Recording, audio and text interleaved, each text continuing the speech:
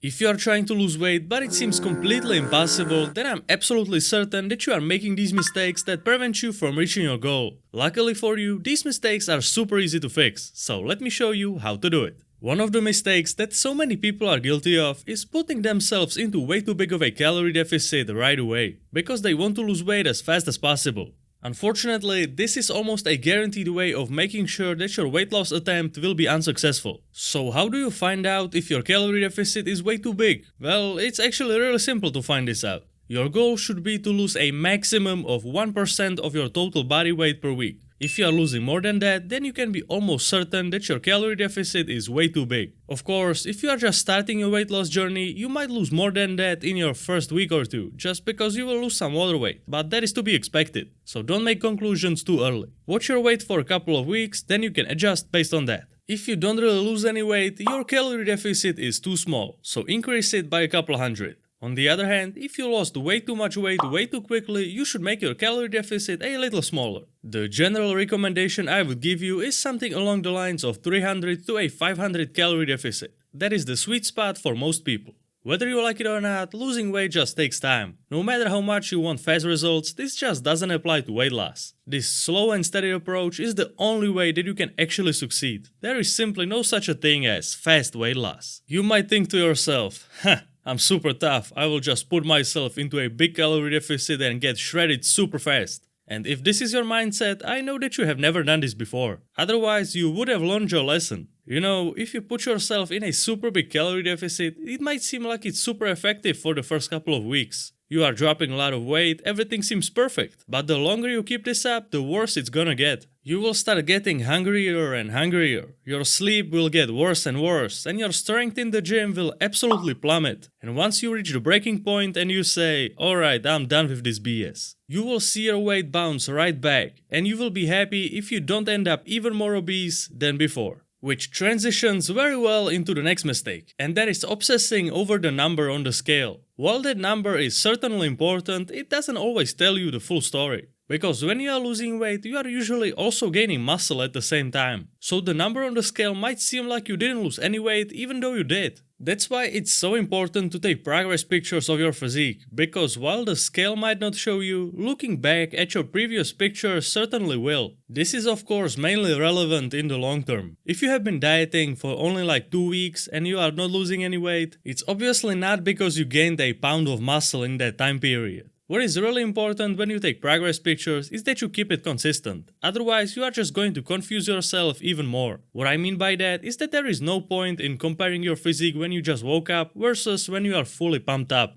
So try to take the progress pictures in the same location and same lighting, so that you can actually fairly compare them. Now let's get to the next mistake. As you might know, there is a lot of different types of diets that usually restrict eating specific foods. Like the keto diet for example, where you avoid all foods that contain carbs. And I mean sure, you can do whatever type of diet you want. What you just need to know is that by artificially restricting your access to some foods, you will not really get any better results than if you just stuck with a normal balanced diet. The usual claims that you see that are like, this one specific food group is keeping you fat, is just nonsense. If you want to do some kind of special diet like keto or paleo or whatever else and you enjoy it, then perfect, go ahead. But there is absolutely zero reason to force yourself into some very restrictive diet that you just hate, just because some doctor said that it burns the most belly fat. It's just all about keeping it balanced and not going into extremes for no reason. Let's continue with the next mistake. As you all hopefully know, weight loss is all about consuming less calories than your body needs to maintain its weight. And if you are seriously trying to lose weight but you are not counting your calories, how do you expect to lose fat effectively?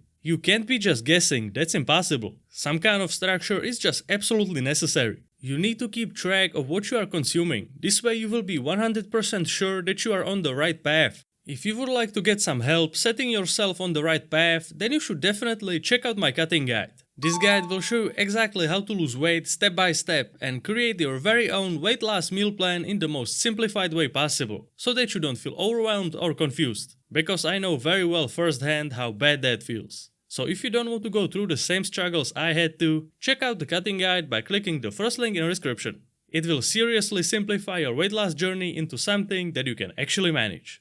Alright, next up we have a very crucial mistake, and that is forgetting to count liquid calories and condiments. If you are wondering why you are not losing weight even though you counted all your calories, then this might be why. Because the calorie intake from the liquid calories and condiments can creep up on you really quickly. So you simply cannot pretend like these calories don't exist or don't count, because they very much do. Either way, if you are trying to lose weight, you shouldn't be drinking sugary drinks or abusing the absolute living hell out of mayo anyway. On a diet, you should always go for zero sugar drinks and low calorie condiments. That way you can make your diet a little more enjoyable without ruining it in the process. And most importantly, be careful how much oil you are using, because just 1 tablespoon of oil is 120 calories, so keep that in mind. Otherwise, you might just make your calorie deficit disappear. What you also need to do to not ruin your diet is to keep it high in protein. The reason why this is important is because you want to achieve two things. First off, you don't want to lose muscle, and keeping your diet high in protein will achieve exactly that. And secondly, you don't want to feel hungry. And because protein is highly satiating, consuming more of it will prevent you from going on a binge eating rampage. The recommended number you should use is 1 gram of protein per pound of body weight, but only if you are not extremely obese, otherwise the number you would get would be absolutely insane. If that's your case, you need to count using your lean body mass instead of your regular body weight, which you can easily do just by typing lean body mass calculator into Google and use any of the results, as they are all the same. Then use the number you get from the calculator to find out your protein intake. The result will be much more accurate than if you used your regular body weight. A big mistake that I have seen countless times is over-reliance on cardio. No matter how impossible it is to out-cardio a bad diet, someone will always try to do it. If you need to burn like 1,000 calories every day by doing cardio in order to stay in a calorie deficit, then your whole diet is set up in a terrible way. You simply can't have your diet in a calorie surplus when you want to lose weight, and then trying to get into a deficit by doing countless hours of grueling cardio. Because doing such insane amounts of cardio will catch up with you sooner than you think. And as you have hopefully learned earlier, sustainability is one of the most important things when it comes to weight loss, which is also very relevant to the next mistake. When losing weight, one would think that the best thing to do is to just stop eating all fat, but that is definitely not the case. Even on a diet, your body still needs healthy fats to function properly. Completely getting rid of all the fats in your diet would just nuke your hormones. So you need to make sure that your diet consists of at least 20% of healthy fats. That is the absolute minimum. And reaching this threshold isn't even that difficult.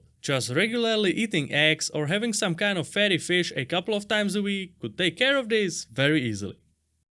And that's all I got for you today. I hope you learned something. Don't forget to check out the cutting plan in the description, and I will see you next time. Well, if you like this video, then you need to check out this one too.